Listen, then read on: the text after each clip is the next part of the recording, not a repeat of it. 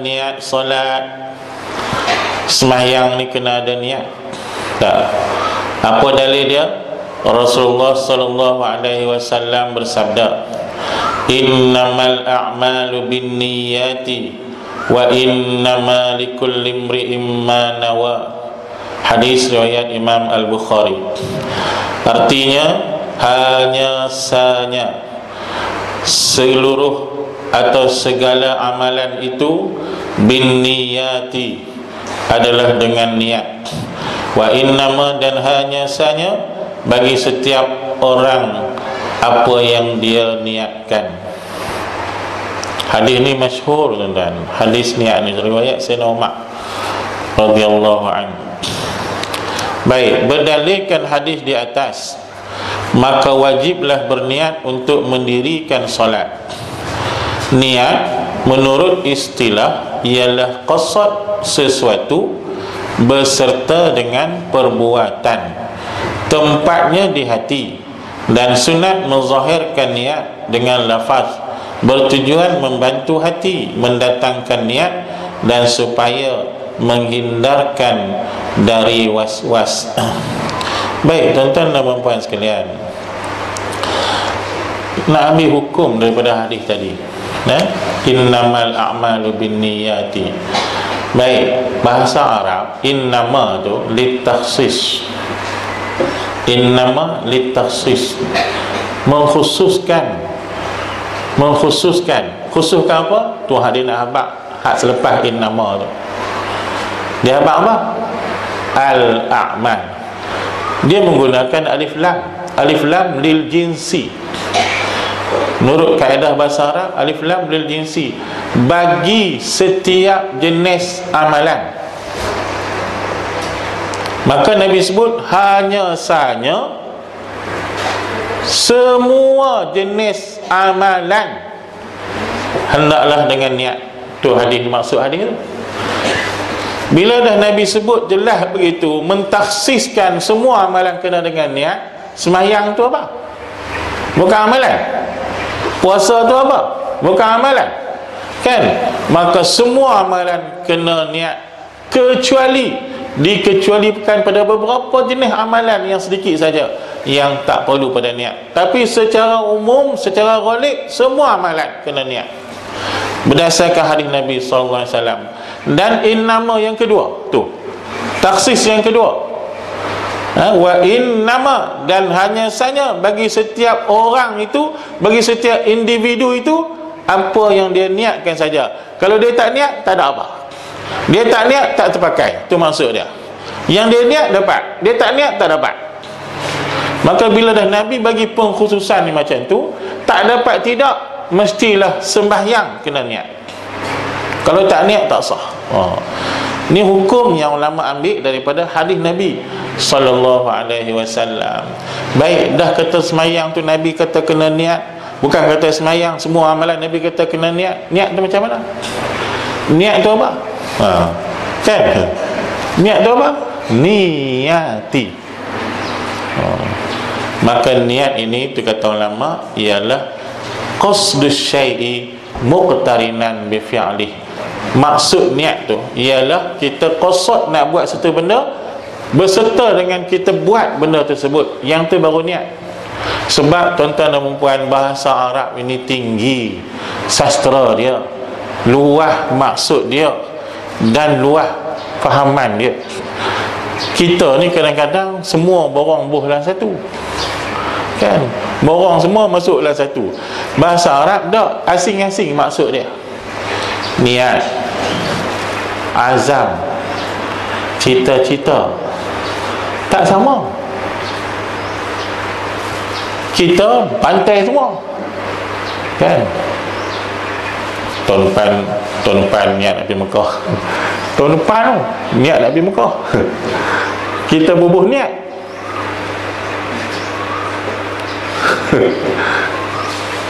Yang tu tuan-tuan baru cita-cita, kan?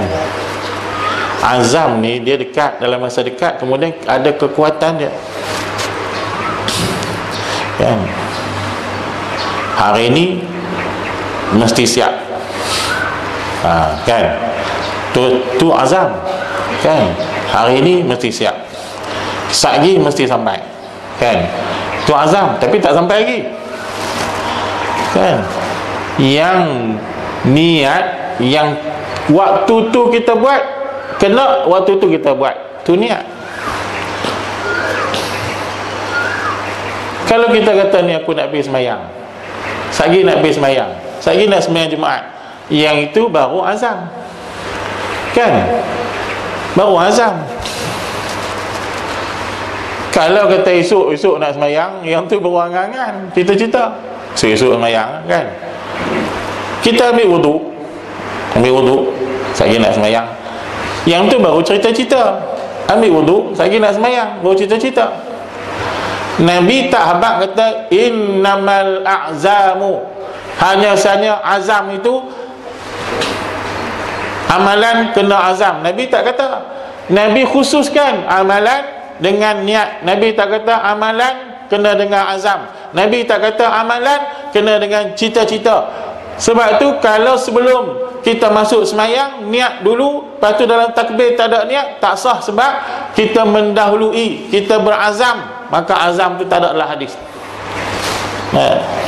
Maka niat hendaklah berserta dengan perbuatan kita masuk semayang. Sebab Nabi sebut niat, Nabi tak kata azam, Nabi tak kata at-tamanni, cita-cita.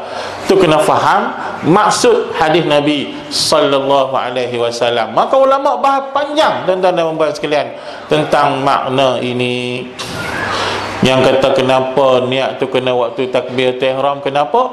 Kerana maksud niat yang Nabi kata tadi tu, kan.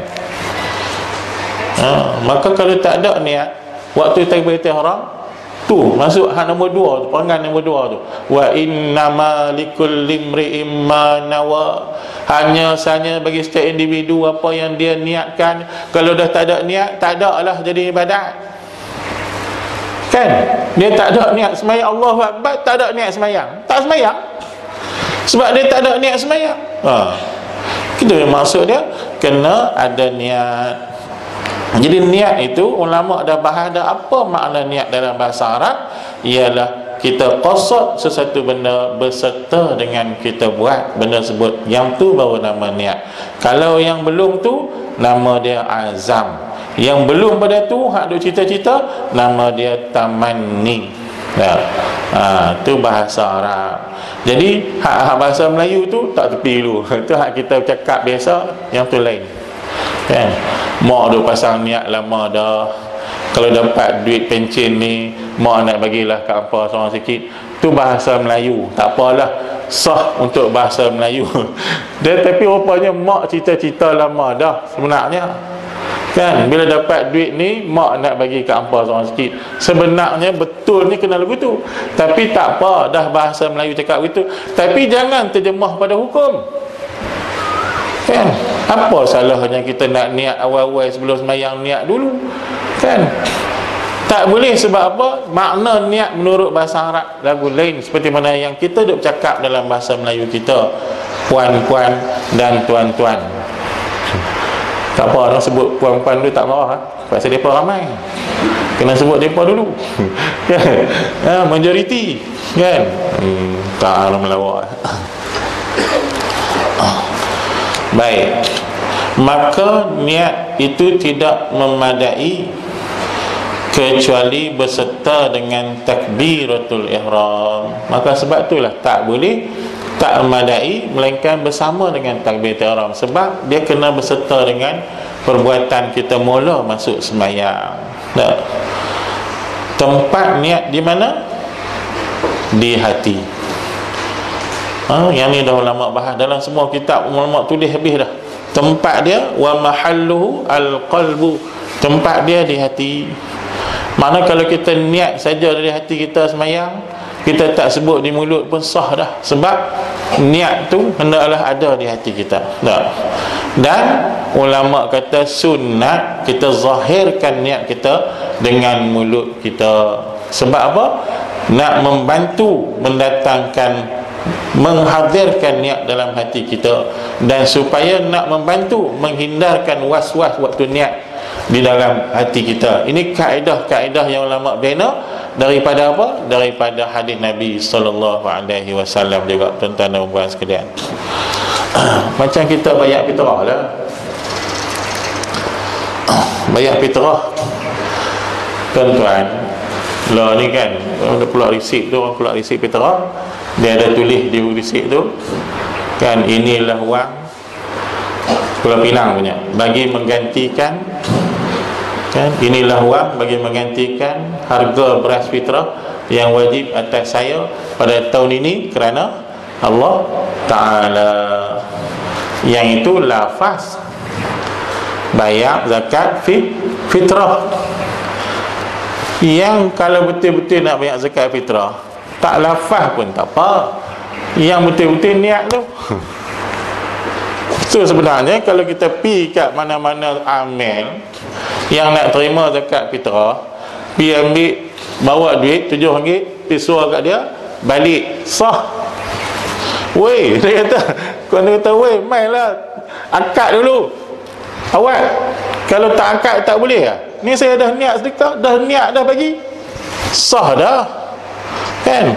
Tapi kenapa kita ngesiak suara tangan kan, suara tangan dengan amil pegang macam nak akad nikah. Teringat dulu kita terkenang semasa dulu akad nikah tu kan, pegang tangan amil tu kan. Ya, inilah wang bagi menggantikan, ikut amil satu. Sebab apa? Nak bagi puas.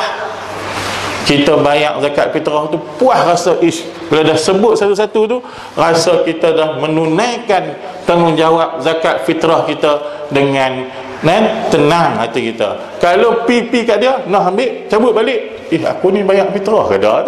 Walaupun niat tu dah ada dah, tapi tak rasa seronok, tak rasa selesa bila kita tak lafazkan dia, tuan-tuan dan puan. Tidak. Kita bayar zakat wang simpanan kita pun serupa juga, tak wajib lafaz. Lafaz ni sunat je. Kita pergi jumpa siapa-siapa, nah ambil duit, lepas tu kita belah. Kawan tu dia heran, weh, duit apa ni? Duit apa ni? Lah ambil je lah. Memang sah dah kalau kita bagi dengan cara yang macam tu. Tapi orang heran juga.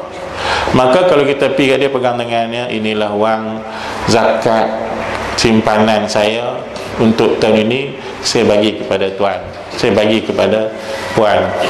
Dia pun dengar, kita pun dengar, selesa. Kita sampaikan zakat fitrah kita dengan kita lafaz niat kita tersebut. Niat tu dalam hati, kita keluarkan di mulut kita, nak menyatakan aku buat bagian-bagian ni kerana Allah Subhanahu Wa Ta'ala. Itulah tujuan ulama kata sunat kita berlafaz dengan niat fitrah ke, zakat ke, puasa ke, solat ke, untuk membantu hati kita kan. Yang pentingnya, yang wajib tu niat tu, tapi lafaz itu untuk membantu kita menghadirkan niat, tuan-tuan dan puan sekalian. Itu dia kata, kerana sesuatu yang diqasadkan yang tidak berserta dengan perbuatan, itu bukan niat, itu cuma azam atau cita-cita. Muka surat 6. Sekurang-kurang wajib berniat. Telah ijma' ulama tentang wajib niat tersebut tadi. Kerana apa? Dalil dia hadis Nabi riwayat Imam Bukhari yang saya bacakan tadi. Maka ulama sepakat wajib berniat untuk semayang. Maka sekurang-kurang